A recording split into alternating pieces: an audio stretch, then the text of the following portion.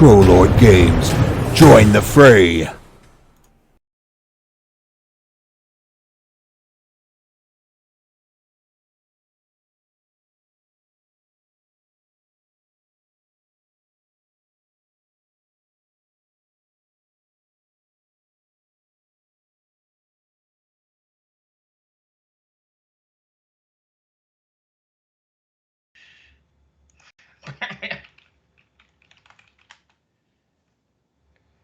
Do we got a camera? All right. All right, well, here we are. March 16th, the day after the Ides of March. What is today? Tuesday? I guess, man, it seems like yesterday was a very, very, very long time ago, which I suppose that it wasn't, but it seems like a very, very long time ago. But we're here for Ask Me Anything on this special Twitch week, this Twitching week. Well, we're going to run it a little bit later today to about 5:30, I think, in a lead up into tonight's jab session about the world of Aird and all of its early influences and all of that googly stuff. It'll be good stuff tonight. But today we're diving into whatever Trollord's up to, which is a whole lot of stuff at the moment. How's it going, Grape Ape, Dorans, Ultra, and Kadora? Where do you see the company in 10 years, 50 years, with the legacy passed down to the little ones? In 10 years, I fully hope to be on a horse somewhere far, far away, out in Epi's neck of the woods. What is it called? The Llano Escadra? I can't remember the Spanish word for it. The Staked Plains, I think is what it's called in English. I can't remember what it's called in Spanish, but that's... Yes, a horse, gone far, far away, so that I can ride upon the lonesome prairie with no phone. And the kids can do whatever they want to with the company. So they can run roughshod over it. You know, you won't be able to get away, Steve. I'm a bit of a control freak, so that's going to be an issue. But one of these days, a horse with no name, there you go. I've probably been on a horse half a dozen times. I have loved it every time I've gotten on a horse. And my wife, who grew up with horses, tells me they're very much like dogs. So I need to get on with it and get my horse very soon. Ask Steve anything. Okay, if a duck had one leg, would it swim around in circles all day long? No, I think it would adjust out of that. That's what I think. Gosport Gunner. I think it would figure out how to go straight. At least my optimistic nature tells me that it would figure out how to go straight. As someone who has a duck in the backyard, nope. There you go. Yeah, Davis doesn't have any ducks, but he's got a whole lot of chickens. I think he's got 5 chickens. I've just got a pound of dogs. How's it going, Grimper? A whole pound worth of dogs. It's probably close to 50, 60 pounds worth of dogs, a whole bunch of them. But that's good. Yep. Well, I can hear you.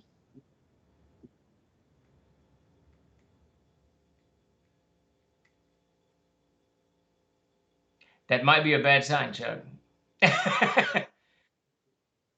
So everybody, Chuck's asking if you can hear him. You don't want to be here in this area, nothing but desert and a huge dam. Great place to fish. I kind of want the desert, Abby. I don't think they can hear you, Chuck. No one's responding. Can they hear me Chuck now? is a disappointed. No, Grape says we can hear you, so you're good to go. So Vic says, no, my sister-in-law has a one-legged duck and it swims straight. I find it interesting how many people have ducks in their lives. That's the interesting thing. Doing new software testing until April Fool's Day. Who launches new software on the date? My company. There you go. We've been trying to do April Fool's stuff for years, but it sneaks up on us and we never get anything done. We can barely manage to get a Halloween thing out. I remember Davis turned over, I think the last Halloween project we did was last October or 2 Octobers ago. Davis, he turned it over to me the day before Halloween of the previous year. And I told him, you know, I will sit on this for a year so we have something for next year. I tucked it away for a year, then forgot about it. We released it about a week for Halloween. So I'm not a big holiday guy. I don't really celebrate very many holidays. How's it going, Retro? The ducks only come so close. We have a maligator. There you go. My copies of the PHP and Monster Treasures arrived today. They look great. Now just waiting for CK Guide to come back and print. Very cool strategy. Very, very cool. Good deal. That CK Guide, I'll do. So we're going to do a quick assessment of where we are on everything, and people can ask questions off of that because we've been bebopping all over the place. So we got the Starship Warden is at the printer, and now all of the setup has been done, which means basically we have to go in and approve the proofs online. It's going to take the better part of a day since it's a 656-page book, but I will begin that in the morning. As for Memorial Tomb, that was all approved. It was set up Friday, and it was all approved yesterday. The last of the cover was approved today. So that should go into the printing stage at the printers. I just got the Monsters and Treasures of Arid 5th printing uploaded today. We're going to talk about that in a minute. I'm going to give you guys an idea of one of the things that causes delays at not only Troll Lord Games, but any publishing company. But so Monsters and Treasures is uploaded and at the printer. I'll probably begin approving it on Thursday, maybe tomorrow if I can get Starship out of the way faster. We'll see, or I may unleash Tim on the Monsters and Treasures of Air just to double up on that. NPC Almanac, Davis has it all written. It's done, and he's going over the final files. He's sending me one class at a time, and the last one he sent me was the Pacers, so I'm not sure how many that leaves us. Not a lot, 5 or 6, and that'll all land on the desk, and that's already been edited. Everything he's turned over has been edited, so that's moving forward at a very nice pace. CKG, I think it's all edited. I'm really not sure. If not, it's only got a couple of chapters left to go, and then full bore into layout, and the layout on that one's not going to be terribly difficult. Simply because it's going to be very, very text heavy, and I'm going to tell Pete just to leave off the art. We got Elisa's stuff is done. I need to grab it from her. She's already contacted me about that. So I think the CKG, we're going to take some cover art, some of my favorite cover art, and sprinkle it about in the book to kind of break up the text. And there'll be some pictures that are quite a few pictures, but that are very topical, that explain or show or demonstrate something like torches and fires and stuff like that. So the CKG is moving very rapidly forward. I'm hoping by mid-April that it's finished. And the Player's Handbook is kind of hanging in the midst of all of that mess. It's started, but I had to put a kibosh on it as Peter and I wrapped up Warden and M&TV and Memorial Tomb. So that begins as soon as I approve all of these proofs at Warden, MTA. I'll dive into the Player's Handbook and the CKG, so that'll be the next couple of weeks. We'll be hammering down those. So everything is moving at a very brisk pace at this point. We're trying to get all 5 projects done and wrapped up. It's CKG's way overdue for the trolls here, because we got to have that book in stock. It's not good to have that out of stock. So strategy that should be coming your way hopefully in the next 2 months, because it takes about 3 weeks to print. Of course, now what's going to happen, and this is going to frustrate me and everybody, but the printer we use, they are a yearbook printer as well, and come into the year, there's about 3 months that they're just jam-packed with jobs. I don't know how COVID's impacted that. I don't know what high schools are doing. I have absolutely no clue, but we'll see how it all plays out. It'll play out as it plays out for a certainty. But real quick, I want to thank everybody for showing up today, and if you have not, please give us a follow. We're spending all week hammering away at Twitch, getting on here, spending 2 or 3 hours a day and jabbering about Troll Lord stuff. Yesterday was all movies, and this evening we're talking about the world of Arid, all kinds of things. So please join us, get your friends, everybody over here, and let's hang out and see what we got. But today it's just ask a question, and I'll answer it as best I can. Image of Arid, is that a 5e version, or is there a color CNC version coming? So that's the 5e version. The CNC version will come out probably, I'm not sure. We've got to get these other things out of the pipeline. And once we go full color on that book, it's going to be it's a hefty deal, a hefty bill. So we'll be definitely kickstarting that. So I don't see. My guess is, if I was to be a betting man, it's going to be early 2022. So about 8 months from now, 8 or 9 months from now. The nice thing is I'm just going to roll it we're just going to roll it to the printers. It's not going to be a gigantic thing. We're not going to make a huge whatever Kickstarter out of it. We want to raise the capital, get people pre-ordered on it, print it, and go. All the art's done, of course, because we just finished it for the fifth edition version, and then we'll dive right into that. So very, very soon. Since you redo old systems, any chance of a Marvel Fazarip clone? You know, I doubt it. I've gotten pretty horse blinders on. Is that is that the right term? Focused on just doing Siege Engine games. We do 5th edition, of course, but like Amazing Adventures, it's Siege Engine, Tainted Lands, Star Siege. All of these things will be Siege Engine and remain Siege Engine. We want to have a sit down with Mike Stewart about Victorious, about making sure it comes out very, very compatible Siege Engine. And the reason being is, one, it's a fantastic system. It's insanely easy. It's easy for anyone to dive into. And it's as Amazing Adventures, which is our pulp RPG that operates with the Siege Engine, by the Siege Engine, however that would go, I mean, it's a great game and it sells well and people love it, and it carries over so easily to Castles and Crusades that the chances of me branching out into a new game system are very slim. It would have to be really, really appealing for me to do that. Things in motion for the Robert E. Howard books, yes. So I've put that on we were going to launch that in March. In fact, the Ides of March was our launch date, our original launch date. I have pushed that off 30 days simply because I'm trying to iron some stuff out with the owners of the IP. I want to make certain that we can make this really what I want it to be. And as kind of a side note, I'm very particular on the way I read books. I like them formatted a certain way, hardcovers with dust jackets, a certain type of paper inside, and a certain size, about 5 by 5 by 8. It's very comfortable, it's very light, it's very easy to read.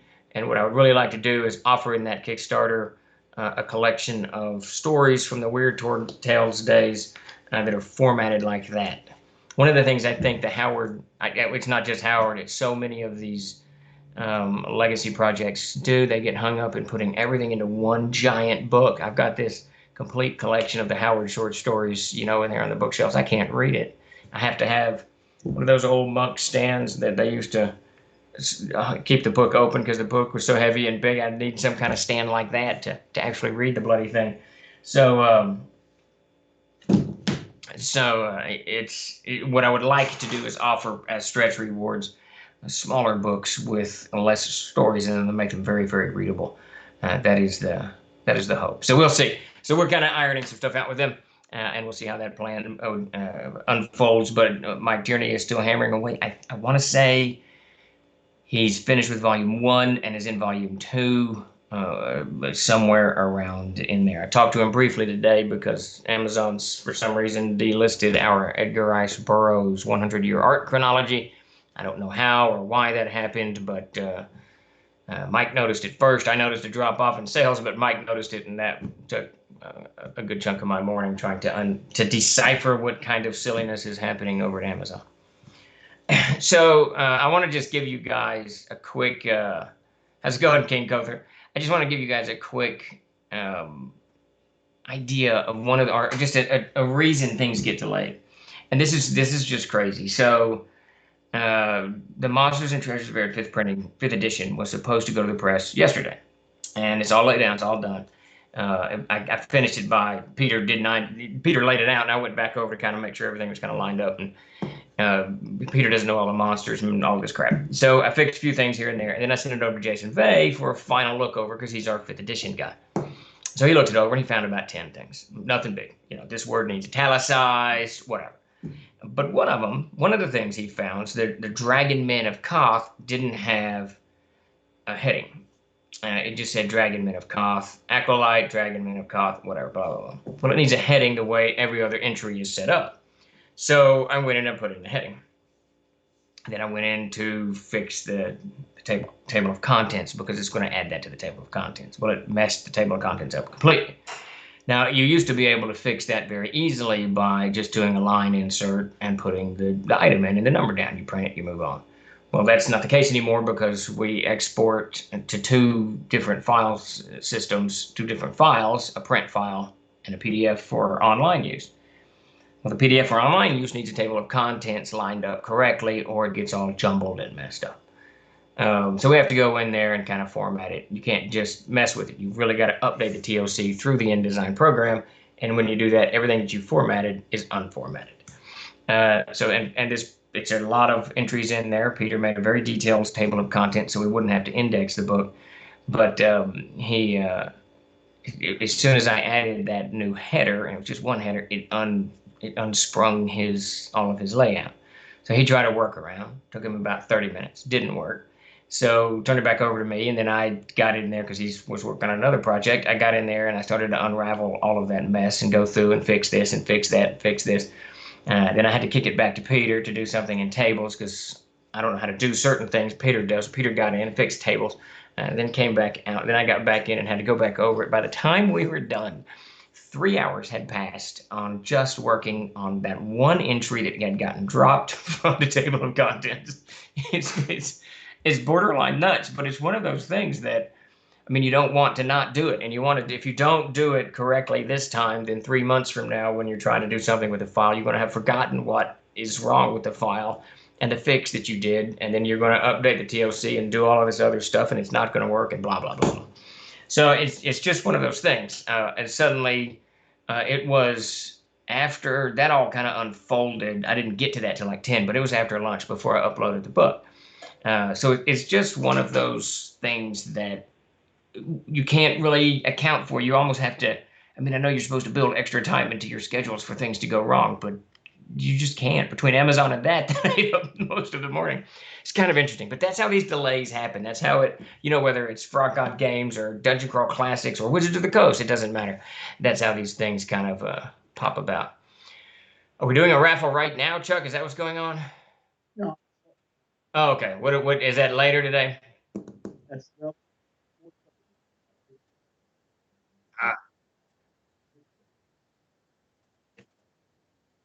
All right, there you go. That's a great poster. That is a fantastic poster. Jason outdid himself. All right, so let's get back to questions. Those vile Amazonians. There you go. Let's see. How many followers did we end up getting yesterday? Probably about 20. Is that right, Chuck? 20, 25, somewhere around in there. We would really like to see this week end with 1,500 followers. Not sure we're going to make that, but that would be a nice goal. So if you know anyone, send them over here. Tell them to give us a follow. It'd be great. Let's see. Has there been any talk of redesigning the character sheet for CNC? It works, but feels a bit cramped, especially with the ability score so tiny in comparison to the rest. Just curious. We talk about this every now and again. What I'd really like to do, and you can blame Omo for this, the original character sheets were designed for the fighter, the fighter, ranger, cleric, druid, and so on down the line. And they had more room, a little bit more spacious. They also had the abilities on there so that you could do this quick look. Well, per suggestions, of which Omut was one of them, he just likes to raffle. He's just throwing raffle up there constantly at this point. So, I got into those files that I hadn't looked in years and years and years. So now I'm thinking what I'm going to do is pull those back out and offer them as a down. You can get the character sheet for free. You just go to the website, download it, move on. I think we're going to offer these for free as well, just so people can have different choices. I like the universal sheet. It's really easy. But then again, I don't play that often. I mostly run in games. So we'll see how that pans out. But that is the plan. I'm like you. I like... I don't know. I like less. I like things just not crowded. I remember when I got divorced from my first wife, like 1,000 gajillion years ago. When she moved out, I moved around into her house. It was very amicable. I moved her into her house, and I told her just to take everything. And in my kitchen, the only thing left was a salt shaker and a pepper shaker. It was awesome. It was just pure awesome. And that's how I try to live most of my life.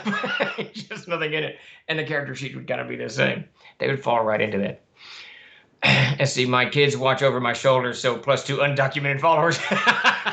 There you go. If only we could count that. That's funny. like Chuckle Bucket. There you go. I am a firm believer of the idea that a character sheet can be a piece of art in and of itself. It can, but it also has got to be very functional. I mean, it's just like the books. It's one of the things we're working on, the player's handbook.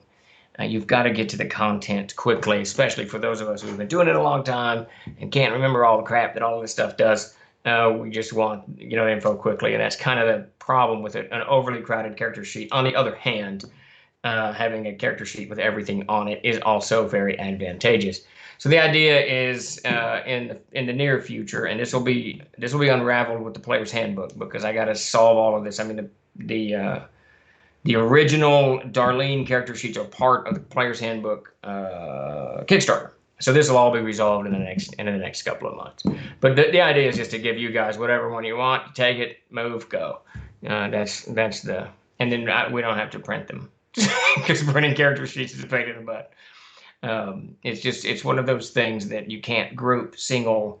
So the way our printer works, if it's a book, it'll stagger it. It'll do that. I can't remember what it's called, but it'll stagger it so you can pull it out and bind really fast. But single sheets, it won't stagger them. We've even set them in booklet format. It won't stagger them. It's very bizarre. It's very frustrating. It really is. Yeah. And so many people just use it online now. Just print the thing and move. It's one of the. It's like the graph paper. We sold graph paper for a while, but it's just it's just easier to. Yeah. I love those symbols because it reminded me of what all that crap means. Yeah, right. It's one of those things. Yeah, but it turned out that, after time passes and the internet is what it is, people can just download whatever graph paper they need, and there's almost no reason to print it. And so it became cost prohibitive very, very quickly. Bizarrely, we kept getting orders for that for years afterwards from distributors and whatnot. Very, very strange. Steve likes things simple with just a little spice. Yes, just a little spice and mostly just salt. So I'm a huge fan of salt.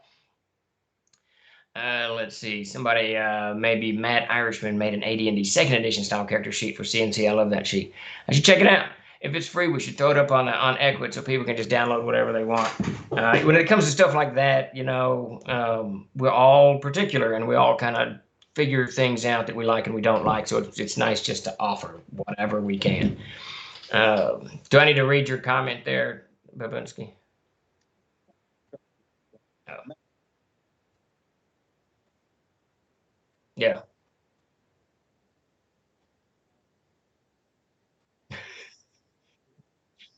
That's like the,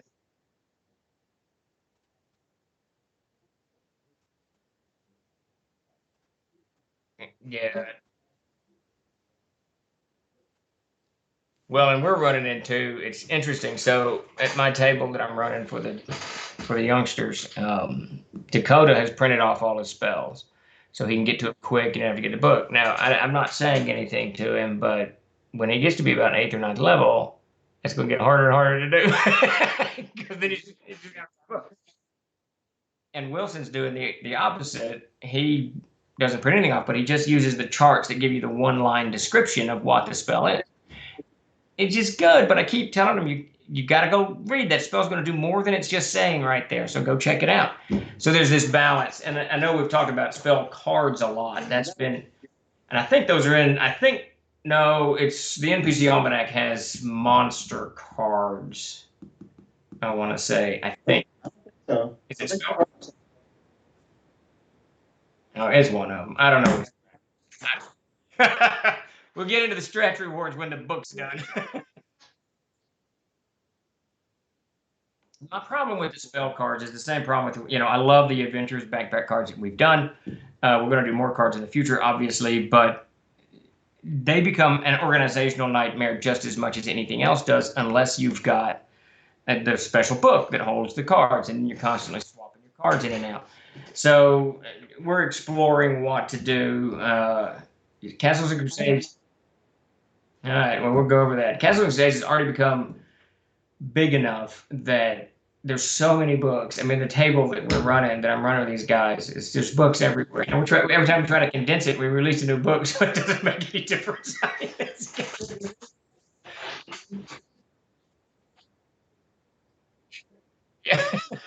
Well, it's even things like what the Adventurer's Backpack added to it, Tome of the Unclean added to it.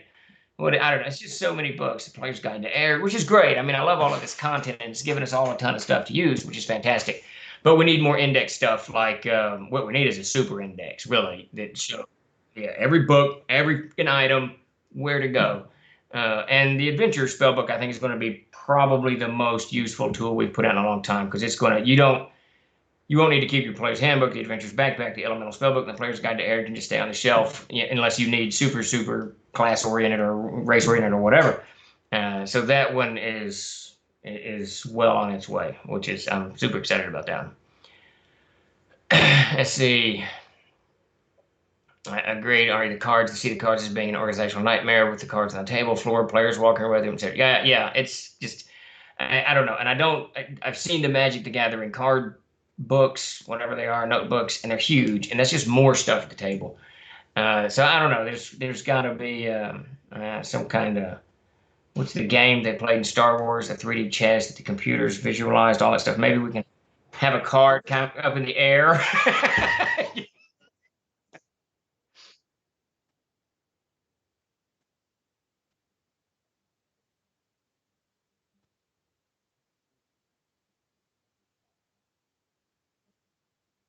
There's actually a company, I don't know if they're still in business. They were really nice guys. They worked, most of their stuff, I think, was geared towards fourth edition or maybe third edition. I can't remember.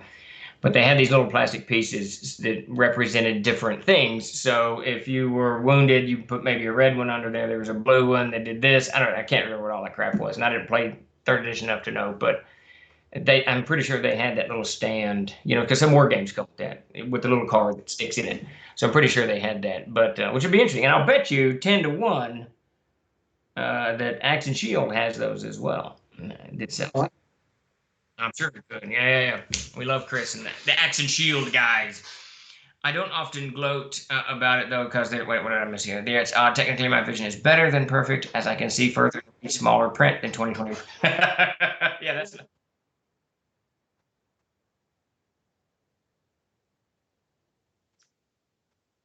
which ones? Oh,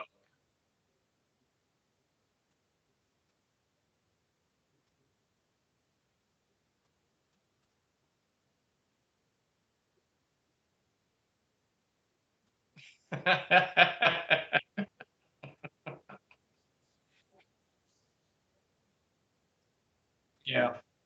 Yeah, I mean, it's kind of a conundrum. I mean, you need the books, you need a table, and all of that stuff. So you're just sorting through whatever. I mean, it gets kind of interesting. Let's see. My wife's eyesight has gotten better as well. Doesn't need glasses to drive. Mine's not getting better. Why is everyone's eyesight getting better? What? Mine's not getting better.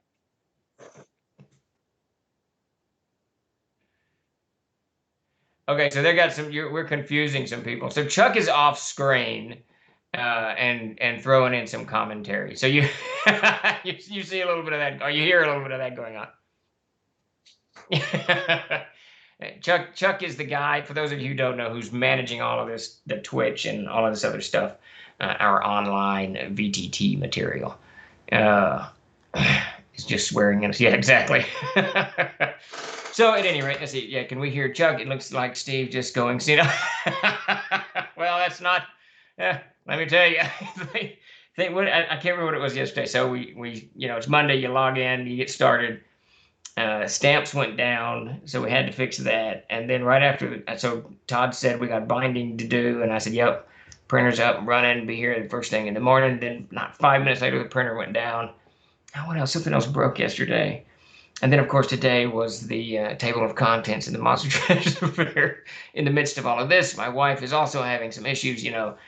She's also had to move part of her business to virtual, so it's caused lots of problems, as it normally does. And she was having an interesting, entertaining day. And I texted her and I said, we could buy a couple of horses and just go.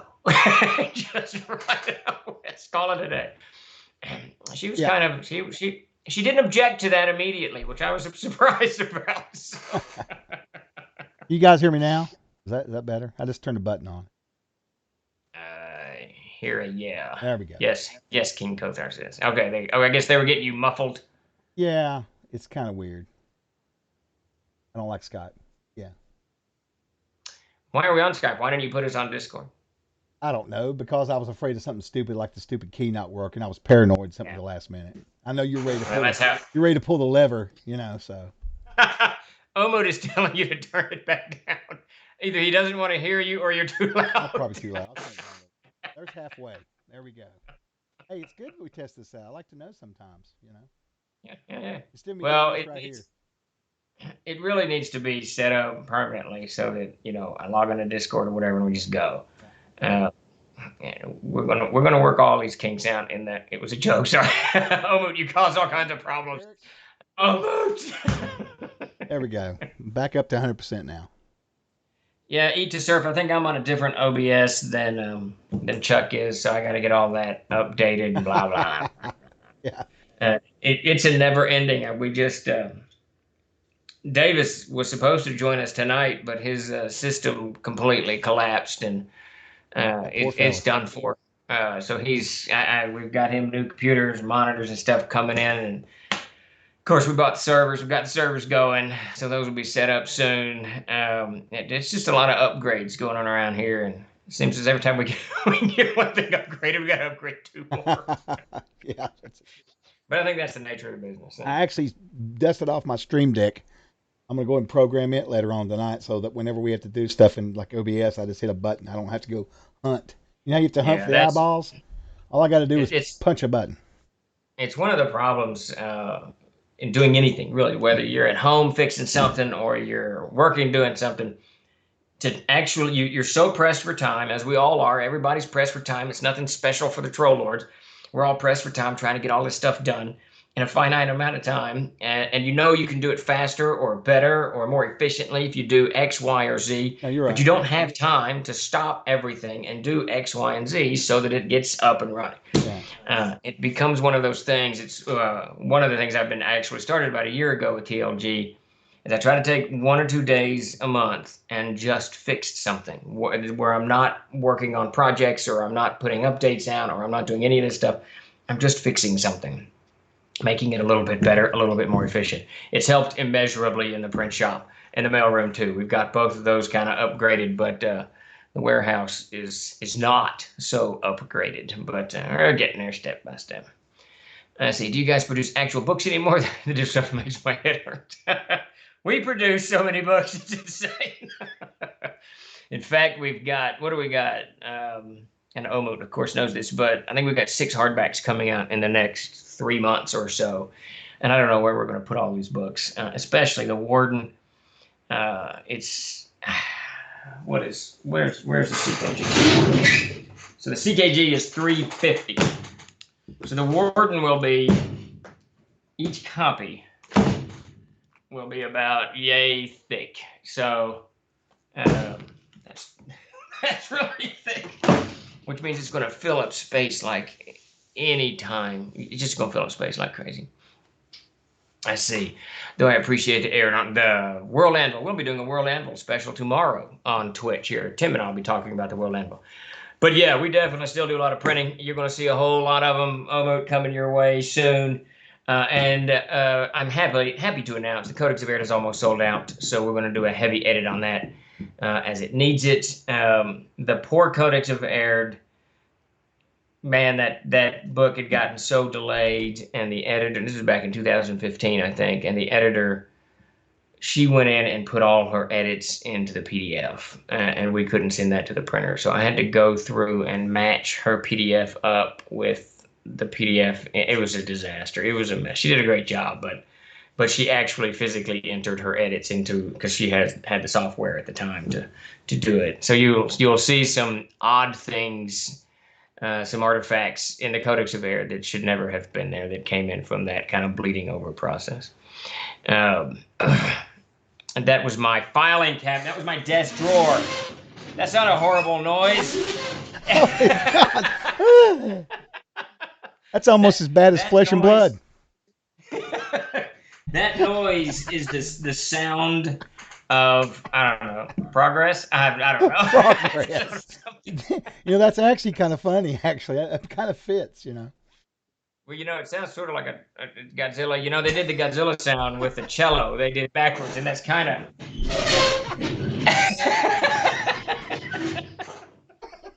So it's got that going for it. God, you're right though. You're absolutely right. Kind of HBO got a Max sound has to it. all the Godzilla movies on it. By the way, just throwing that out there. I found that out. What does? Yeah. What does? HBO Max. Oh, really? Yeah, I love every that. last one of them I'm a does. huge Even like the Godzilla side ones fan. too. Like Well, I Mothra still goes haven't seen the shopping, that latest. kind of stuff. So, I still haven't seen the latest. I need to check that out. yeah. Yes, eat to surf. At a certain point, it's like everything you're doing, whether you're writing or you're drawing or painting or doing a book, at a certain point, you got to call it and say, okay, we're finished now. We're sending this to print. We're going to move on to the next project. And it is let me tell you, there's been a couple of books that when we finished them, the CKG one was one I remember. I just sat on it. I think it was a CKG. I just sat on it for like 4 weeks. And I would look at it a little bit, but I just wasn't mentally ready to let it out of the, I let it out of the stall and go off on its own. And it needlessly delayed the project. If I had been spending those 4 weeks, studying every page, that would have been something. But it just needlessly delayed the project. It's kind of a hard mental thing to jump over. Jack Chick. I'm not sure what Jack Chick is. So I'm going to interrupt you for a minute, and we're going to start a giveaway. Yeah. So Oh, okay. we're going to give away the signed poster of the Tower of Ostrag, and whoever wins it, it will probably come to my house because I want it, but you'll still be the winner in name. Just so throwing that out there, all right? Just no. But yeah, let me get this started real quick. As soon as I start the giveaway, please type exclamation point raffle. As soon as I do it, hold on, Derek, don't hit it just yet. And yeah, on a side note, later on tonight, we're going to add a fourth giveaway to the stream. We're going to give away an ethereal badge for GaryCon, so you guys know. So come back tonight, all right? Bug Steve. Yeah, we'll be on at 8 o'clock Central Standard Time, right? Yeah. 8 to 10? Yeah. Talking about here. All right, here goes the giveaway. I'm going to go ahead and click this magic button right now. Boom. There we go. Dive in with the raffle. I see Castle of Spires was kind of small print for my old eye, so I had to bring another pair of glasses into my reading room. Yeah, yeah, I hear that. My bifocals. There you go. The squeal is a mandatory drawback to the file cabinet holding as imposed by the CK. Yeah, every monster's going to know when you open the file cabinet of holding because it's summoned Godzilla or some kind of craziness. That's a space elevator sound. Man, I do not want my space elevator to make that sound. I want it to be very quiet. I'm actually drinking water today at the moment. I'm in need of a Dr. Pepper very, very soon, I think. Perfect is the enemy of good. There you go. Feature creep is a real. All right, so the raffle is on. I got to be careful now or I'll miss any questions thrown up there. Kind of scrolling through, good deal. Boy, it's just moving right along, isn't it? All right, there we go.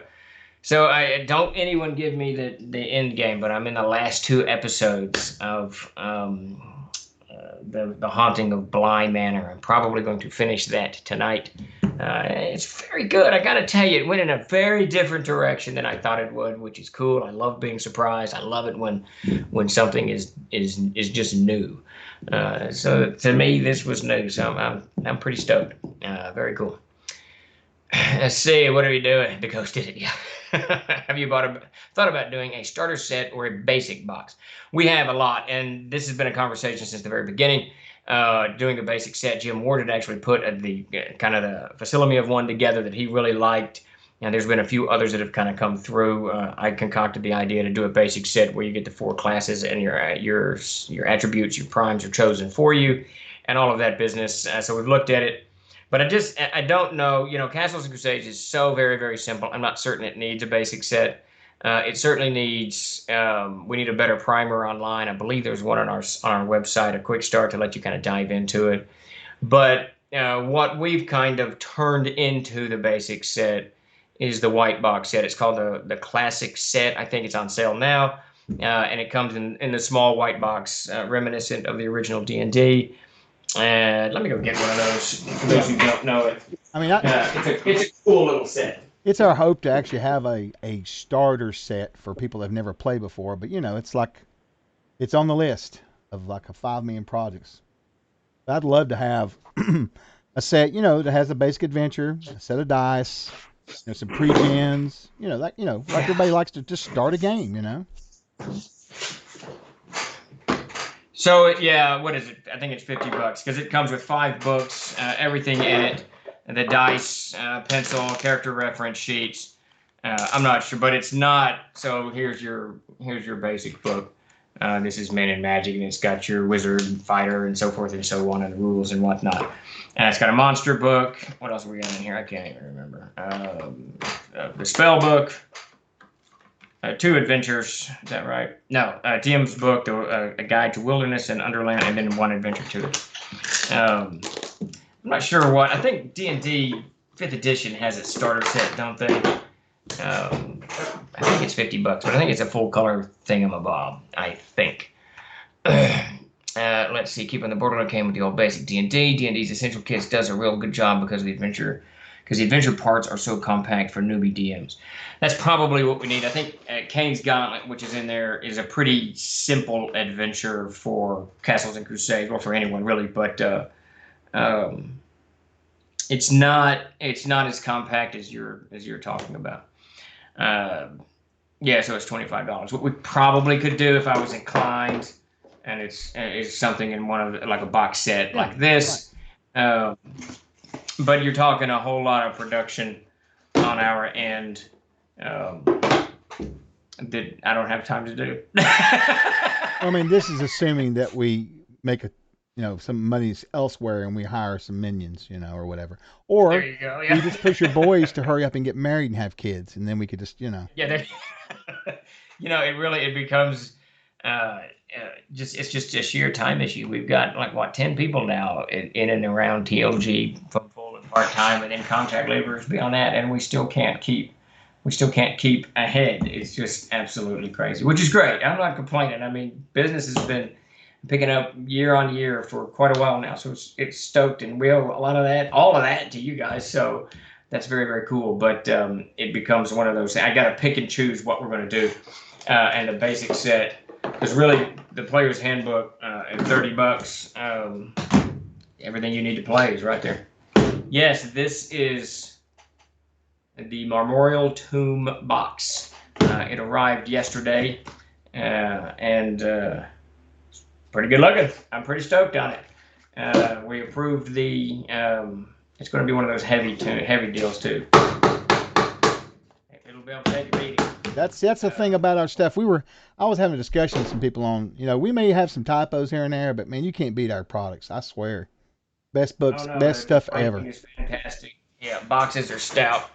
It's just, I'm always, all of us are pretty, particular about the way we produce stuff. So somewhere we got, Davis threw a book under my truck and I ran it over.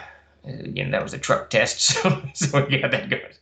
How's it going, Geek Preacher? I saw your TikTok today. I don't know if you put it up today or yesterday about stepping away for a year and doing a little D&D stuff. So that's very interesting. You and I have talked about doing things in the past, and you certainly talked about doing a couple of very interesting books that we should jibber jabber about without a doubt. I printed out a sheet of the game mechanics to give players at a con and taught them how to play in about 5 minutes. That's the thing with the quick start. You can certainly do that. And I think, I'm not going to swear to it because Tim Burns runs the site, the website. I hardly get on there anymore. So I think it's somewhere up in Equid where you can download it and do into it. And probably if I was to really take a month aside, I could put this basic set together, take a quick start rules, clean it up a little bit. And then pick probably Lure of Delusion or Dwarven Glory, drop them in there, get some dice roll, and have something put together relatively quickly. But I don't want to rush it, and there's been enough changes in the player's handbook that if we get the wrong file or it's got something old that doesn't equate, it's just one of those things. I don't know. It's always, it's a conversation we have once in a while. They will be available soon, Omoot, hopefully in the first week of second week of April is when I'm hoping to have that thing shipping to those who want to ship it. Thank you, Crackety Jones. I'm a huge X-Files fan. I'm rewatching the whole series right now. I'm on episode, I think, 7 of season 7. I know this is where Mulder leaves, so I'm kind of sad, but that the chemistry between those two characters, I think, is unmatched by anyone I've ever seen on TV. And there's some great pairs out there, great actors that work really well together. But who's it? David Duchovny and Gillian Anderson, their on-screen chemistry is just rocking. I mean, it's just amazing. I even enjoyed the new X-Files. It did a little tongue-in-cheek, and my understanding is that she's out. She has bowed out. She wanted Chris Carter to wrap the whole thing up, and he didn't. So she's kind of bowed out to do other things. She did a fantastic Margaret. I didn't watch the whole series. What is it? The Crown. She did a fantastic Margaret Thatcher in The Crown. She's just a superb actress. And I watched a lot of Duchovny's Californication. It was a good show. It's a really good show. I don't know if it's still on or not. I had never finished that. I need to finish that one, and I need to finish Weeds. Those are two really old ones that I hadn't finished watching. I never watched Weeds, and I think I made it a couple of seasons into Californication. I don't know why I quit. I don't have an answer either. I don't remember disliking it. There are series that I literally said no, and I stopped. So I don't know. Right. Yeah. Let me pick a winner for the Tower of Ostrag poster. Right. Sounds good. Here we go. The winner is Old School RPG here. Okay, Old School, I'm gonna send you a PM, and are you in our Discord? If he is, then that won't be much of a problem. If he's not, then I'll send him an invite. All right, Old School. Well, congratulations. Yeah, '8 to Surf, that's one of the things. I mean, we've got books that Mark Sandy still plays with his first printing Player's Handbook, which was made in 2005.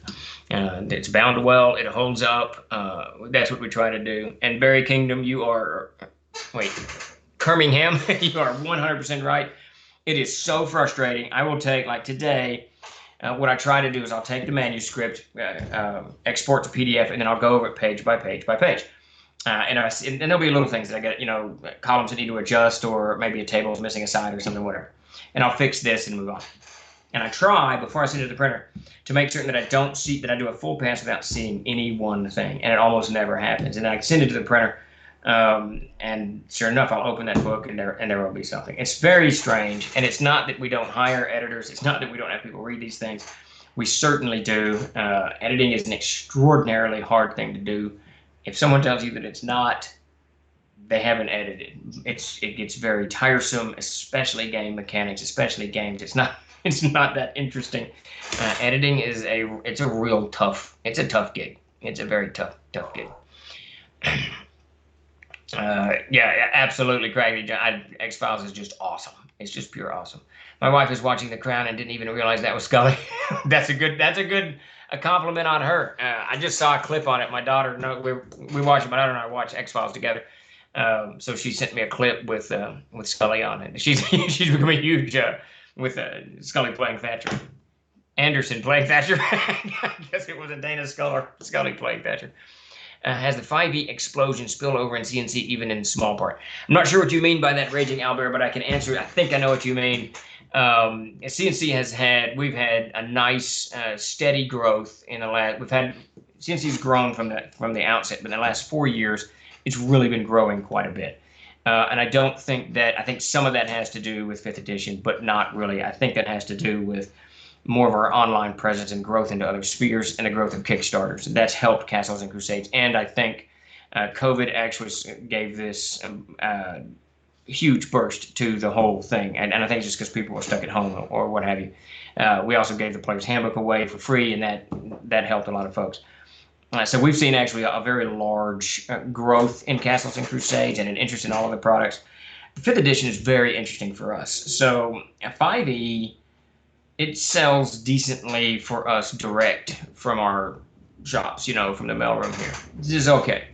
But in distribution, it sells very well. Now, it's gone up and down. Last year, it dipped pretty significantly. The whole market did, but I've been watching it climb back up. It's very interesting. I've not seen that in any game except Castles and Crusades, that it's dipped and then gone back. So 5th edition has an interesting elasticity to it, which most role-playing games do not have. So that'll be interesting to follow.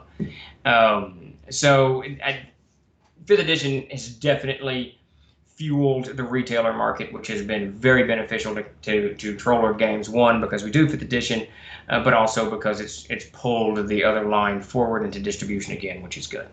But direct to consumer and Kickstarters and other methods where we get material out. I'm glad you asked that question, Raging Albert, because it just dislodged a thought that has been passing Tim and I by. Damn it. Okay. And I needed to make a note. So anyway, so we've not seen a huge explosion, but we've definitely enjoyed an increase all the way around. Okay, we're doing another raffle. Almost raffling again. Let's see. Let's see. I've heard that people who love editing are sadists. Is that true? Yeah, I think so. Editing is very, very tough. It really is. You read the same stuff over again, and then if you get comfortable with the writer's style, you start missing things. It's a mess. CNC Engineering 20 years, 1 edition. Yes, absolutely. That's a fantastic thing to say. People don't realize that. I think that we literally have been in print since 2004. It's when the first white box set came out, but the Player's Handbook came out in 2005, and it is the same game. We'll have the 8th printing coming out soon.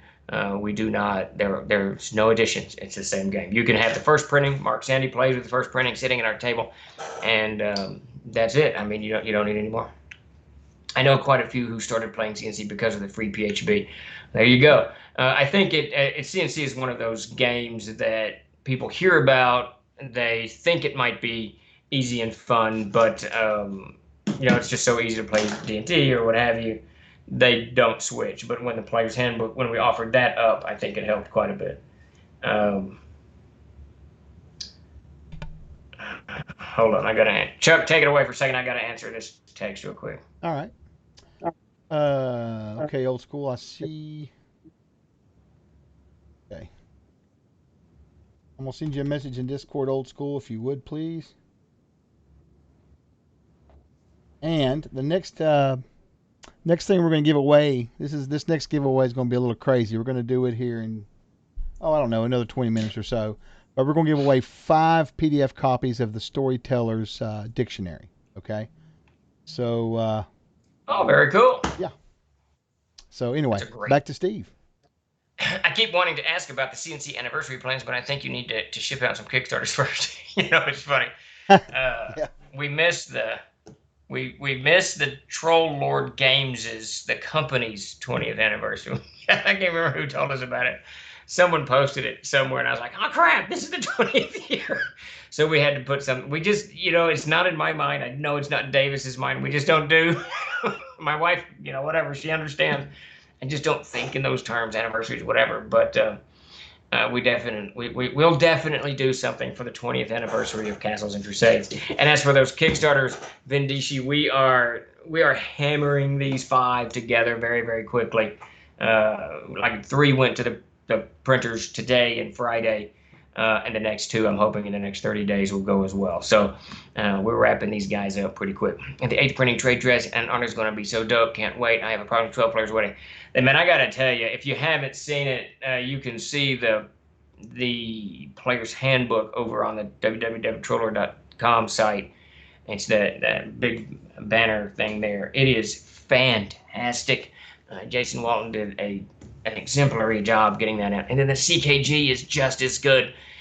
He did an homage to the original D&D Player's Handbook and DMG. But it's so colorful that both of them, but really the CKG one is so colorful, it's so vibrant. Check it out. It's on my personal Facebook page. So Stephen Chenault on Facebook. You'll see it kind of headline up there. And those things are just absolutely fantastic. Let's see, there's Storyteller's Dictionary is a fantastic book. So that'll be a great giveaway we're doing here soon in the next 15 minutes or so. I only recently started watching your stuff and learning more. I think it was through Lord Gazumba, who I watch quite often. Very cool. Glad to have you over here. And we love Lord Gazumba over there. I've had the pleasure of sitting in 1 game of his, and I think I'm going to be in another pretty soon. And I know Chuck's been in it quite a few, so that's very, very cool. Wait for the 21st. I'll send you a bottle of Mexican tequila. There you go. That'll work for me. And just remind me, Epi. Just let me know it's coming up. Or just send me the tequila. It'll be all right. Sometimes I get packages from you, Mark's TLG, and sometimes Chenault and Gray. What's the distinction? Well, so depending on what we're shipping, and it frequently involves the Internal Revenue Service, our stamps is set up with pre-generated return addresses.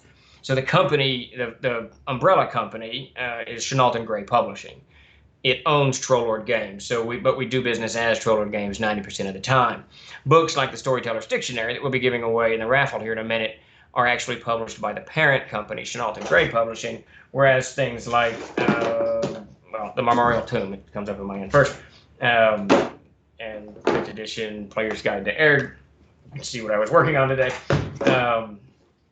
These are published by Trollord Games. So same company, just different classifications with the Internal Revenue Service, the U.S. government, for copyright purposes, and all that craziness.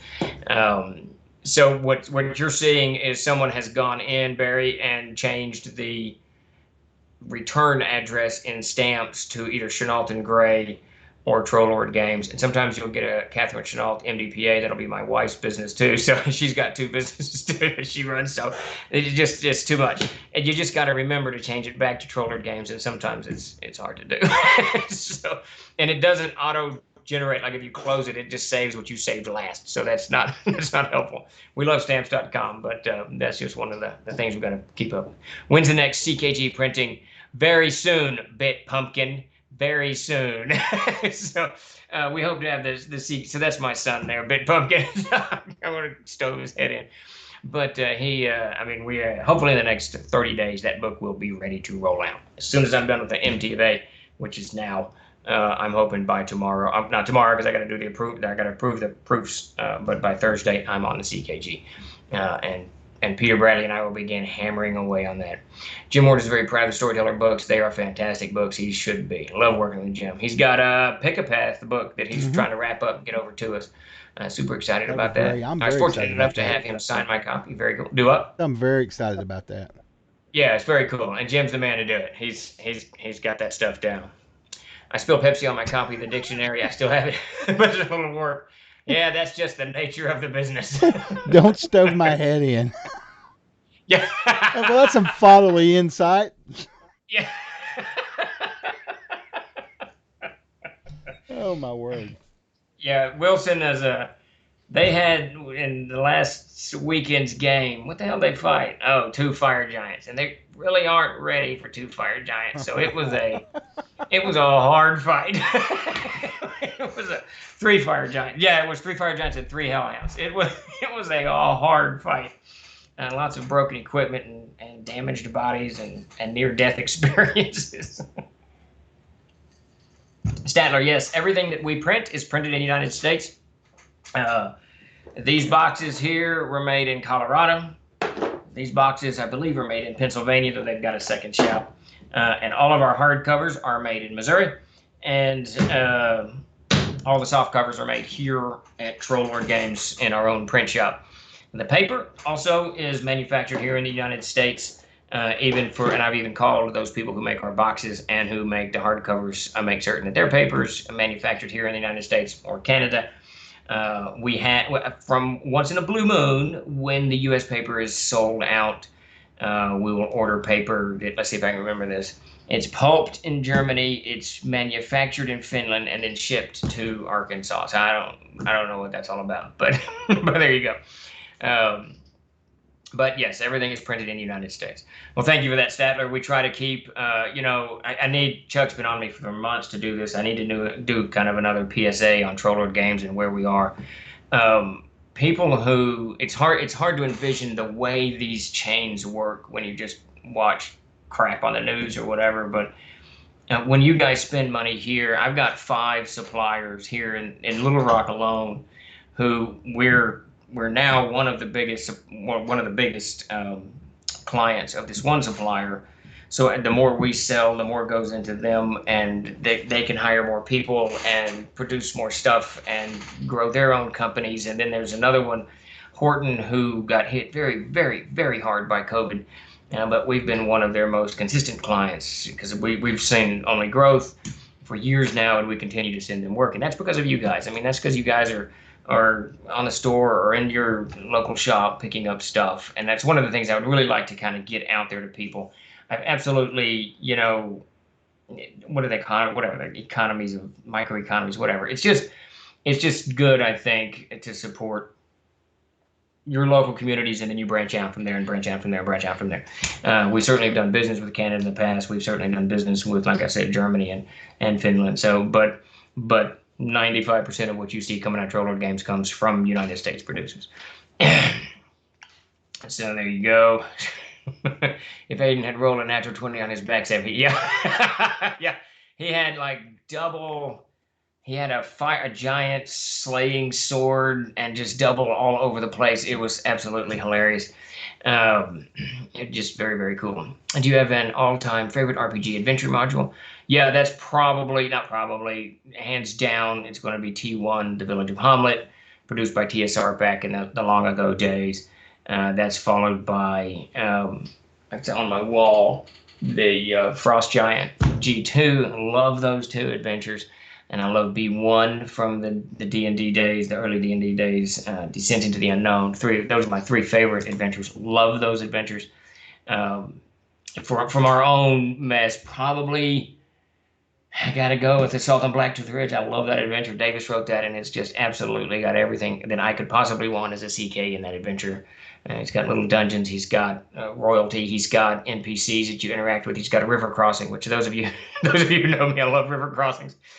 It's got overland encounters. It's got just a mega campaign. If you want it, it's got. Look, Assault on Blacktooth Ridge. Davis really outdid himself with that, and he continues to produce great stuff. You can see it. He's weekly releases on Patreon. But Assault on Blacktooth Ridge, he outdid himself on. More stuff. Yeah, there you go. Well, thank you for that, Statler. We do try to keep it as local as we can. Do you have an alternate? Blah, blah, good message out to the U.S. printing businesses. It is good. And they've been hit. I know they've been hit. So one of the things that we're dealing with now, to give you guys kind of an inside view of what stuff we just got to work around. So there's a lot of printers here in Little Rock. Little Rock's a pretty big city, 250,000 people. I don't know, something like that. But all of the printers have been hit really hard because the businesses have been hit really hard by COVID. And that's primarily restaurants and stuff like that. So restaurants and those types of businesses are not ordering menus, they're not ordering placards, they're not ordering flyers and all that stuff. Well, that whiplashed right through into the printing businesses. So the printers have really struggled, and I'm sure this is all the way across the United States, but they've really struggled. So that stuff that when you guys purchase, and I'm not trying to make a pitch that go buy our stuff, but when you purchase from us, that certainly plays out and into the community. And spreads out. That's we're super happy about it, helping these guys keep going and whatnot. But what I started to say, our paper supplier, which is one of our 5 guys, they closed March 1st or March 6th, and they closed their local warehouse and combined it with one in Memphis, Tennessee. So I ordered an absolute ass ton of paper, and it is piled, and it comes in these gigantic 240-pound boxes. It's just huge because it's uncut. We have to cut it and all that crap. And there is paper everywhere. Hopefully a 6-month supply of paper. I will almost guarantee you we'll be out in 3 months because I'm not sure where we're going to get our paper. So I mean, we may have to drive to Memphis. We may have to go to Memphis, pick it up. They may offer delivery. They're not certain. They hadn't kind of worked all that out. But I mean, we will get paper. There's no doubt. It's whether it's going to take 45 minutes or if it's going to take 8 hours. That becomes the big thing on that. The way you guys run your company was a big selling point in my group.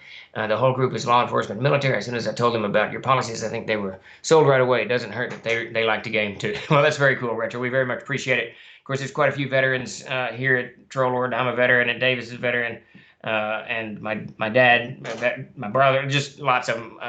And we certainly we certainly appreciate sacrifices law enforcement and veterans do to make all of this stuff keep working, because it's a lot of stuff going on out there. Definitely appreciate keeping the printing in the U.S. Thank you for that. I'm about to go cook some southern salmon patties. Steve, check your DMs and hit me up when you get a chance. not sure where you sent that DM, but I'll look for it. I don't know. Is that on? I don't know. We'll find it though. Gig Preacher, definitely. My follow-up was if you had an adventure you published you were most proud of. So that's definitely. Oh yeah, there you go. So I answered that. I'll Salt on Blacktooth Ridge. Of the ones I've written, probably my favorite is Line on the Ropes. I really like the 3 levels. If you ever play Line on the Ropes, there's 3 different things going on simultaneously, which is really. It can be a lot of fun for CK to kind of fool players and keep them kind of jumping. Which one's he talking about? Assault on Blacktooth Ridge. Yep, that's A1. It's just a great adventure. Dave's just really good at it. He talks about it all the time. He says, I'm going to do like I did in Assault on Blacktooth Ridge. And he doesn't. He makes complicated maps. He made a map the other day. He was telling me about it day before yesterday. He said, this map is so complicated, no one's going to be able to create it, which will be wonderful news to Chuck's ears because I'm constantly yelling at Chuck about making maps. Hey, can I interject? Yeah, sure. What do you see? What's coming? Oh, good deal. Did good. Well, I did real good. I'm happy that's been worked out because that's that's huge for the company. That's huge for everything. But Dave is telling me that he's created a map that you can't do in Dungeon Fog is problematic. So, he's got. It's funny. He's read some stuff to me. It's just funnier than crap. He's doing kind of a fun module. Oh. One of the besides the T1 is N1 against the. Oh, N1's a great module. L1 too is that. What was L1? What's the swamp? There's like a lizard man on the cover. You talking about Team Lizard King? Is it no? Are you talking about Baltron's Beacon? That's in a swamp. What is L1? I usually run those 2 together. I can't. It's it was written by that gentleman who just passed away. Are you talking about L1? You're talking about oh my gosh, how can I? Bone Hill? Yeah. What, Bone Hill? Yeah, is I think that's L1, right? I think that sounds right. Yeah, and then L2 is Assassin's Knot, maybe. Oh no, Bone Hill. Wait. Yeah. Yes. Yeah, Bone Hill. The Secret of Bone Hill. Secret of Bone Hill. Yes. Yeah. It took us a while, but we Assassin's got Knot, and then L3 was I can't remember. He's got that a couple on Dragon's Foot too. So, but yeah. That clearly does not have a lizard man on the cover. No, when you threw me off with that, I was like, I maybe Skagith maybe what he's talking about. Maybe that's one of my favorite ones. Well, now, the Reptile God's crazy because you've got that whole thing going on with the whole town being, the cult. So it's pretty cool. But again, no swamp. That is a good adventure, but that's not the one. I don't know which one. I'm gonna have to dig into my modules tonight. I got old box of them. I got to dig into. In fact, you can't see them there right there. Let's see. I'm using Project Reptile God as inspiration for my current campaign. Facebook, got it, Geek Preacher. I'll check there. Oh, I need to get a hold of Elisa over there. Good Lord. Let's see. Hold up. Retro Gamer Masters the Fuzz. Gonna have to watch what I say now. There you go. Great source of inspiration for sure. In For Treasure Hunt, that's a good one. I like a lot of the old. I think the only one I didn't like was B4. It was just, I can't remember what the title was, but it had like a castle and there's like a manicore in one room and next to it was 2 trolls and next to it just made no sense to my tiny head. There's got to be some kind of logical reason like that. It's something. And well, it's got to be, Davis started putting ecology in his, I started playing Davis. Davis started playing, that's my brother for those who don't know. So just as a 2-second recap, I'm Stephan Chenault, CEO of Troller Games. My brother Davis Chenault co-founded the company with me and is co-designer with Matt Golden of Castles and Crusades. So Davis started putting ecologies into his adventures back in the early 70s, 77, 78, 79, whatever it was. And so having played under him so many years, I just kind of eked into that. So when I look at something that doesn't kind of make sense, it doesn't have to make complete sense because it's magic, blah, blah, blah. But it doesn't kind of make sense. My brain can't gear into it. And B4 is one of those. And there may be something in B4 I'm not thinking about. So I don't know. My party died at the end of A1. Well, that's just kind of sad. How's it going, Bedford? I've been playing Mysterium with the wife as she's bought it for me for my birthday today. Well, happy birthday. And that's for very, very cool. B4 was the Lost City. There you go. I see any chance to TLG producing source books for aired, like one book dedicated to just KMR, Geldern, etc. So we've got 4 of those out, and we're doing them regional wise. There's KMR's already out, Gotland's out, Alfstrag is out. There's something else. The Darkenfold. So we're not doing it country necessarily, but we're doing it kind of sections of the map, and covering everything that's in there. So that's kind of where we are now. I'm not sure what to do with a lot of Erda's being fleshed out, and I don't want it. We don't want to cramp everybody who's playing it. We don't want to cramp their styles and wreck the games that they've already created. So we're trying to be very, very careful to not do that. But there's a lot more. There's just a lot more information, kind of geared for the CK to know what to do in such and such situation. Like today, I was looking at the Codex. What was I doing? I was trying to find. So in the world of air, Tiamat, there really isn't a 5-headed dragon per se. There's Huadon, who is the 5 heads, the 5 caves of the Firthnoth, which brings you to the Wretched Plains. Well, that's actually a mountain that can rise up, and it's dragon-esque. So it's very reminiscent of Tiamat. If you were inclined to turn it into Tiamat, you certainly could do that with ease.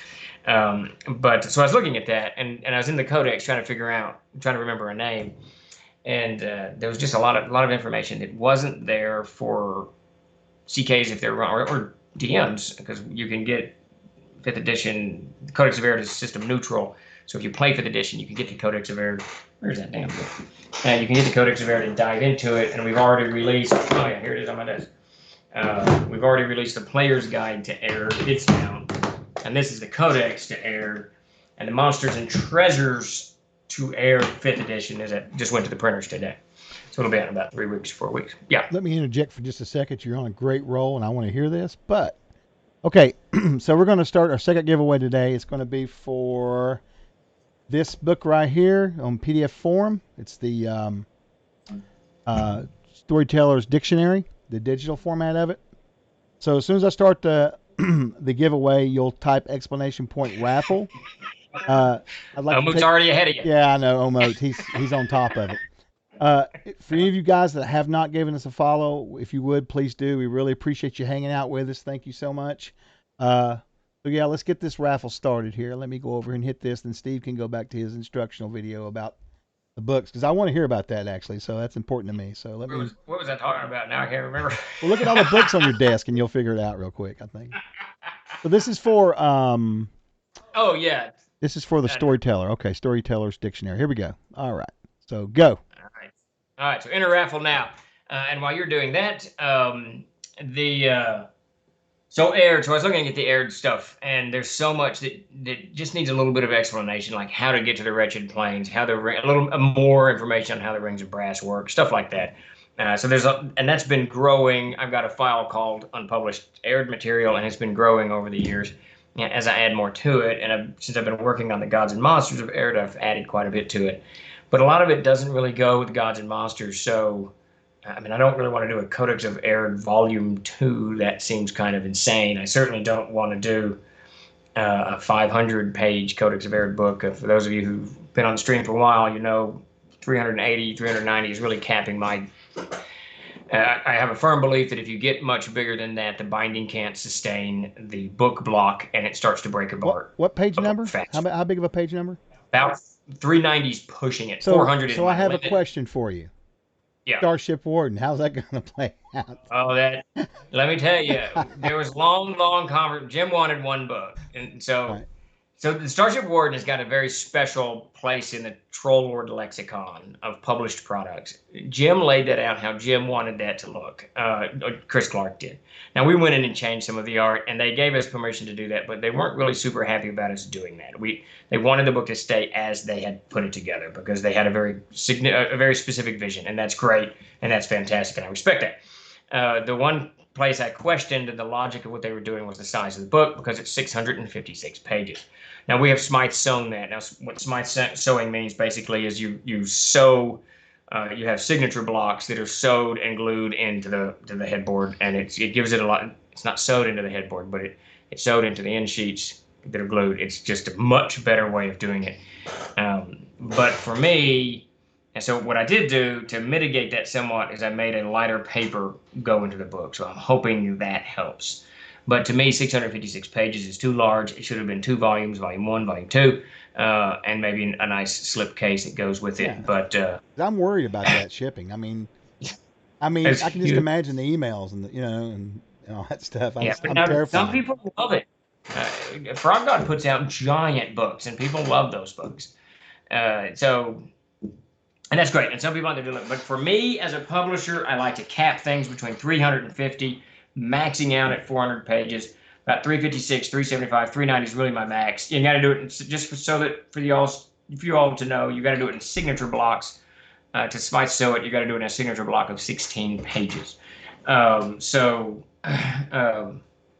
the Warden. We'll see. I'm sure Walter's going to do a great job, and it will hold up. That I promise you. But it's just beyond my comfort zone. I understand that. I mean, that's good that you have a set thing like that, though. You know what I mean? Yeah, it helps.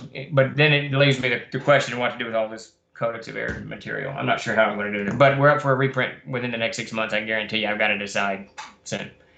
Yeah. Oh, yeah. It's like it's kind of like a geography and biology. You see it in the real world, and it doesn't feel fantasy, and it feels weird, and monsters aren't in the right environment. Exactly, Excel, and it doesn't. For me, and I know a lot of players could give a crap, but for me, it just it makes this disjoint. And if it doesn't make sense, I can still do it, but it's just not as fun. And I'm trying to hobble something together at that point. Did you see what M5 said? Monty Cook's new book's 800 to 900 pages. Holy Carolina! Right.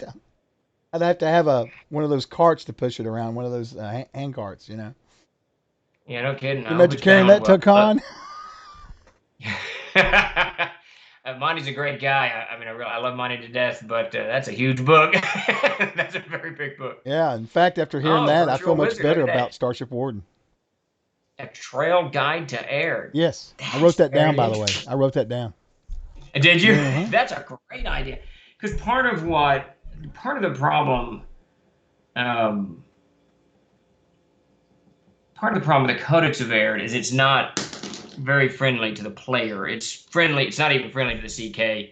I mean, it's a great book. I stand by it. I wrote it. It's a fantastic book. It's filled with great content. I'm very proud of that book. But it needs an index like nobody's business. Finding stuff in it is not easy. And the first 110 pages is written like a history book. So it's 110 pages of history of the world of Air. Sure. Yeah, it's a lot. And Jason Fay actually took that content and condensed it down to the Player's Guide to Air. Now, that does not appear in the Player's Guide to Air for Castles and Crusades. That appears in the Player's Guide to Air for 5th edition. What? We have not updated the Player's Guide to Air Castles and Crusades. It has sold out. And the reason we're not doing a reprint on that is because I want to update it, but I can't update it until I get the CKG, the PHP, the MT, and the Royal Doom, and Starship Warden, and all these other books done. So there's quite a log jam going on here at Trollord Games. It's a good problem to have. Don't get me wrong. Yeah, it's good. We got new books coming. It's good. Oh, it's absolutely nuts. It's just crazy around here. So you didn't get on Greyhawk Realm setting and such a good bunch of short softbacks. And such. Yeah, I don't know. We did that. Another thing would be I love the folio thing we put out. That would be kind of cool. But then when you start breaking up the information, it starts getting scattered everywhere. The Warden was pitched as basically all of Jim's notes, which is probably why they are sticklers. Yeah, I mean, it's and it's cool. And if you played role-playing games back in the 1970s, they were very, very different. Same concept, same mood, same whatever, but presented very, very differently than they are today. The information that gets put out in a role-playing game today is easily 20 times what it was in a role-playing game in the 70s. It's not to say that one is any better than the other. It's whatever you like.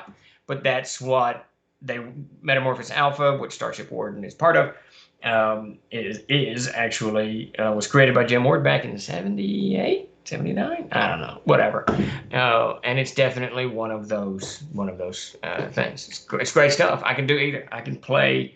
I played. Who was it? I played. Was it Jim? It was Jim. I played in one of Jim Ward's game a couple of years ago, and it was pure. I did it online for GaryCon, I think. It was pure, unadulterated fun. I had so much fun at that table, but it was clearly and not like I do at my table where there's role playing and all of this other stuff. It was figuring things out or dying. It was just pure. It was so much fun. The map of Erd is so gorgeous. The trail guide of Erd is the best possible idea. I actually really like that idea. That is a really, Vic, that's a great idea for a book title. Well, remind me and I'll give you credit when we put it out. We can do a small one, like 120 pages. Keep the codex the size it is and do a 128-page trail guide to Erd. Maybe part of that future Erd folio project. Wink. Yeah, I love that folio. I'm a huge fan of the folios. Absolutely huge fan of them. They're just such a pain in the ass to make.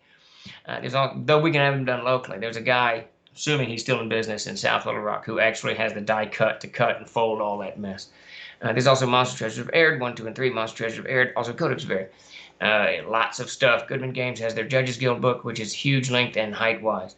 Yep. And I'm like I know that Frog God Smythe sews. I'm like 90% certain that Goodman Smythe sews too. Joe makes good books. Money Cook's books, 800 or 900. That's just so huge. The Hitchhiker's Guide to Erd. There you go. That's pretty good. That's good. I like this trail guide. This is sinking in pretty good. I like what George said about it. We could have a section on how to cross rivers. That'd be great. Yeah. Just wait. Okay, so I'm going to put a pitch out there for I'll get it to Facebook eventually, but here soon, I'm going to put a TikTok video up of me and Tim. So we were up in the wilderness this weekend and up near his house. He lives on the river. It was this huge jam. It was a massive storm. Creek went up 5.5 feet in like 6 hours, but this huge jam of logs and shit got hung up on one of his trees. So we got out there and we were breaking it apart, and I walked out onto it at one point. So I got that. I'll put that up on TikTok, and my wife was encouraging me. She kept having me go further and further. Oh, God. Not sure what that was about, but I saw the one you put up with the river. That was kind of cool. You saw just the river? Yeah. Yeah, wait, you'll see me walking out onto that river with the water, and I got a stick, and I'm trying to break everything up. So I made my dex check, but yeah, we'll do a river crossings of Erd. Yeah. Okay, so to interrupt you for a minute. Okay. Let's go do these giveaways real quick if you want. So we're going to give away 5 copies of this PDF. So just so you guys know, whoever wins, let's make sure that if you're not, you join our Discord. There's the link right there. You will message me, Trollord Chuck, and then I'll give you a code, and you can scamper off to the store and download your delight. Okay, so let's do this. So the first winner is going to be Adam C. Dahl. Congrats, Adam. Congrats. So if you will, please contact me in Discord.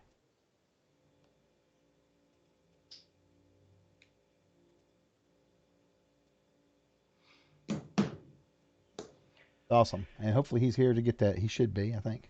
He showed up. The second one is going to be Darklight 689. Darklight 689.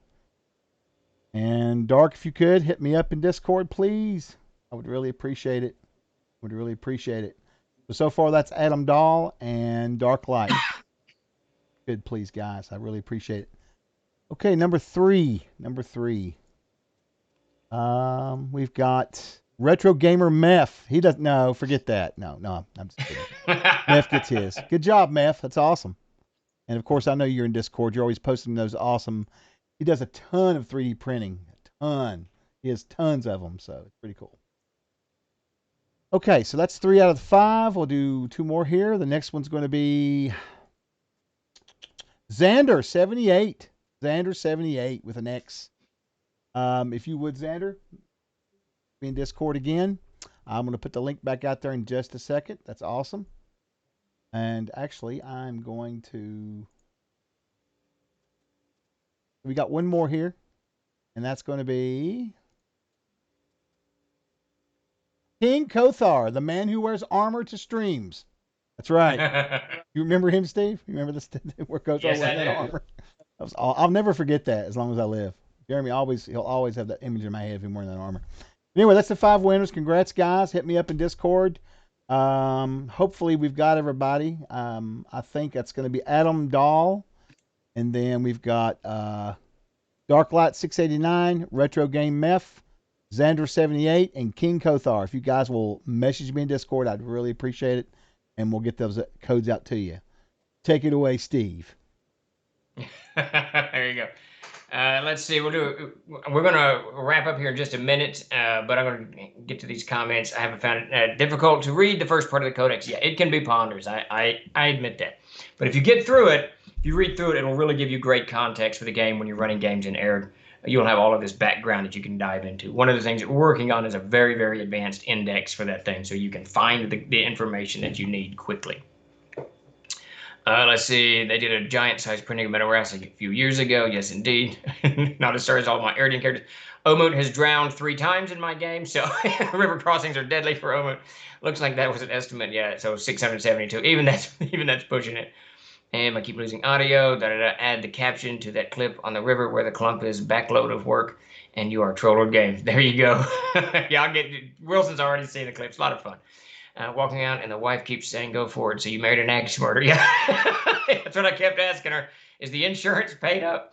That river was moving really fast. It was something. It was really pretty. It was crazy. It's good times. Good times, headball, because I wasn't sucked off down into the ether of the stream. So are the classes going to be complete in the PHB this printing? Yes. Yes, we have. We decided that. We had a long discussion of that last week about Boffin, and everybody convinced me that that's the way it's going to be. So I'm going to yank them out of the CKG, drop them into the player's handbook, and make that Peter Bradley's problem. What was that? I'm pulling Chapter 1 out of the Castle Keeper's Guide and putting it into Chapter 1 of the player's handbook. So you'll be able to advance to 24th level in the 8th printing of the player's handbook. That's awesome. Yeah. Yeah.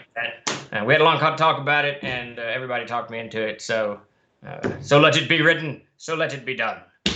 My favorite movie quote of all time, which is from Moses Yul Brynner, playing Ramses. For me, rundowns of various kingdoms and towns and local geography are what I look for the most. That's what's in the Player's Guide to Arid, and that's what we need to put in a trail guide. I love that title. So, Steve, you mentioned something about a movie where CNC was featured yesterday, if I heard right. Okay. Yeah, there was a Kickstarter. A guy did as the Castles and Crusades movie. It's about 10 minutes or 15 or 20 minutes long. He's a friend of mine. I think he did a great job directing it. He did not use my script. He went off reservation and did his own script, and he put comedic elements in it. And one of the things we've been in conversations with a number of people, and I do not think that comedic elements belong in fantasy movies. You might try to do a comedic moment or two, maybe, but they really don't belong. They don't belong in horror movies, and they don't belong in fantasy movies unless you're making a comedy. Then that's great. That's fine, whatever. But if you're trying to make a serious fantasy movie or a serious science fiction movie, it does not need those moments of levity. Just like, in my opinion, a comedy doesn't need those moments of sappy sorrow, loveness. They don't need any of this. Those are just extracts that Hollywood producers feel like they need to put in there to get more audience, more eyes on. And I think that actually that's actually worse for the thing. So as soon as he put it out, yeah, that's Princess Bride and the Holy Grail are perfect examples of comedies that are using the fantasy tropes. But take, what is it, Reign of Fire. There's nothing in Reign of Fire that's funny. There's no moments that are just comedic. There's some that might make you chuckle, but the movie itself is a movie. It's one of the reasons one of the things that kind of I grumbled a little about Lord of the Rings. They turned Gimli into kind of the comedic element, and it was unnecessary.